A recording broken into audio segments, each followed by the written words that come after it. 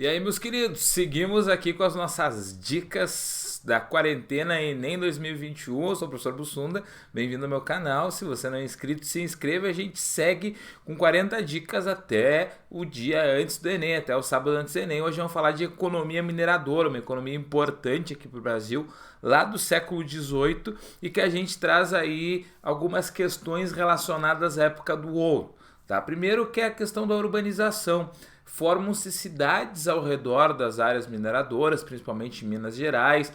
Desenvolve-se toda uma questão de comércio a partir do ouro, que não existia anteriormente dentro da colônia, e muda o eixo econômico. Lembre que, por exemplo, o eixo econômico antes estava no Nordeste e virando de costas para o Brasil, porque o Nordeste interessava exportar a cana-de-açúcar para a Europa. Então o Nordeste não tinha relação com o restante do território. Agora, quando o eixo econômico ele passa a ser o Centro-Oeste, né, vem do Nordeste, uma região mais ao norte para uma região mais ao sul, aí você coloca também Minas Gerais, que é o principal centro do ouro, afastado do litoral, e isso faz com que exista uma integração maior, que atraia muitas pessoas também. O ouro é uma riqueza muito concentrada, e aí a gente tem alguns desdobramentos disso. Cresce a população.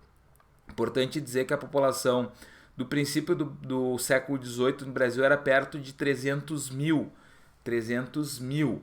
No início do século XIX, a população é 3 milhões e 300 mil. Ela cresceu 10 vezes, então aí em um século, e atraindo uma galera por causa do ouro, e também dessa população que cresce um grande número de escravos. Estima-se que 1 milhão de cativos tenham entrado no Brasil nesse período aí. E aí, como eu já tinha destacado, a questão das trocas internas, porque tem uma região rica de ouro, de ricos mineradores.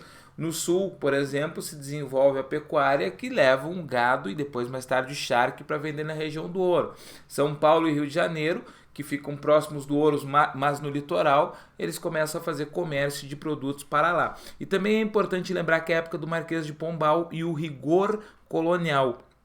O Marquês de Pombal, que assumiu o governo como primeiro-ministro de Portugal em 1750, ele estabeleceu todo um rigor de controle, de gestão, tirou as capitanias hereditárias do Brasil e passou a ter uma governança das capitanias reais, todas são do governo, expulsou os jesuítas do Brasil, é bem verdade que por conta da Guerra Guaranítica, mas para ter um controle maior, dividiu o Brasil em áreas para serem administradas por companhias e estabeleceu a derrama, a cobrança forçada sobre os impostos do ouro. Uma outra questão que é importante a gente destacar, que pode aparecer na prova para você, a arquitetura que está relacionada com o ouro, a arquitetura barroca.